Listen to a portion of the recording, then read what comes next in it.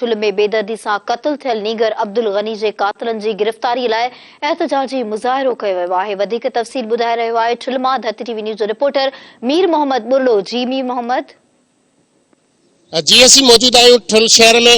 ॿ ॾींहं अॻु में जेको आहे सो मस्ताने अब्दुल गनी दाऊद के बेदर्दी से क़त्ल कयो। उन हवाले से जिस्कम माज अॻुवान सरापा एहतजाज आहिनि। अचो त हुन सां ॻाल्हि ॿोल कयूं त हुनजो छा मौक़िफ़ आहे। अफ़सोस थे तो इन ॻाल्हि जो त वाटर सप्लाई में जिथे मासूम नींगर के कत्ल कियो वियो आहे उते हिक खां ॿ चौकीदार भी मौजूद हूंदा आहिनि ऐं उन ई वाटर सप्लाई में 3 ऐं 4 घर भी जेको आहे सो तामीर थियल आहिनि। उते फैमिलियूं रहंदियूं आहिनि ऐं वॾी ॻाल्हि त इहा वाटर सप्लाई जी भर में थाणो आहे, सॾ पंध ते थाणो आहे। जेकॾहिं उते गोली जो आवाज़ हलियो आहे त वॾी अफ़सोस जी ॻाल्हि आहे त पुलिस भी गोली जो आवाज़ नाहे ॿुधो। जेको आहे सो हुन मासूम ॿार खे एतिरो त बेदर्दी सां क़त्ल कयो वियो आहे। ईअं लॻी रहियो आहे त हुननि जी का ख़ानदानी दुश्मनी आहे। एॾो उन सां ज़ुल्म थियो आहे। उन खे मासूम खे जेको आहे निरण में गोलियूं हणी उन खे तशद्दुद करे क़त्ल करे उन खे उते खूह जे मथां जेको आहे ढकण जे मथां फिटो कयो वियो आहे। पर हिन टाइम ताईं पुलिस कख भञी बीणो नाहे कयो। इन वाक़े खे त मां सम्झां थो त इन खां वधीक अलमनाक वाक़ियो थी नथो सघे। हिकिड़े मस्ताने खे जेको दरवेश सिफ़त नंढड़ो हिकिड़ो मासूम हुयो, सगीर हुयो ठुल शहर जो, यकीन ॼाणियो त असां त ॿाहिरि हुआसीं जीअं इहो वाक़ियो ॿुधोसीं त मां सम्झां थो त उहो इंसान आहे जंहिंजो जी झुरियो न हुजे इन मसइले ते। हाणे ॾिसो इहे असांजा जेके दुनिया में ही ज़िलज़िला या इहे मसइला छो था अचनि, हर साल ॿोॾि छो था अचनि।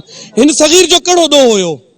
हिन मासूम के जेको आहे त गोली हणी क़त्ल करण इन जो हिकिड़ो बेज़बान मासूम सगीर हुयो।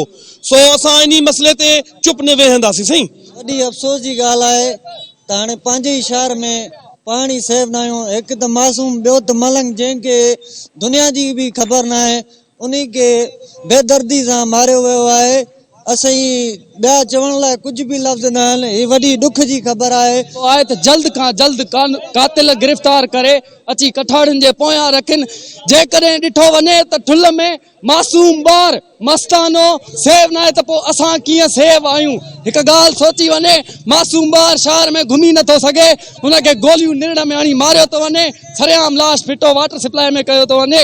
SP DIG लाड़काणो SHO ठुल जेके भी आहिनि असीं इहो चवण था चाहियूं 48 कलाकनि में कातिल जेको आहे गिरफ़्तार कयो वञे। ॿी सूरत हाल में जेको अॼु मुज़ाहिरो आहे उहो थाणे में क्लियर थींदो। DIG लाड़काणे खे असीं अपील था करियूं जल्द खां जल्द कातिल गिरफ़्तार कनि। जी नाज़रीन, तव्हां हिन क़ौमी माज जे अॻुवाननि जी ॻाल्हि ॿोल ॿुधी। हिन जो पीढ़ी जो चवणु आहे जेको मासूम अब्दुल गनी दाऊद के मस्ताने के बेदर्दी सां क़त्ल कयो वियो उनजे खून सां इंसाफ़ कयो वञे। हिननि IG Sindh DIG Larkana SP जैकबाद खां इहा घुर कई त फौरन उन मस्ताने जा कातिल गिरफ़्तार कया वञनि। जे अगरि कातिल गिरफ़्तार न कया एहतजाज जो दायरो वधायो वेंदो। कैमरामैन रायब अली सां गॾु मीर मोहम्मद बुर्लो, धरती TV न्यूज़ ठुल।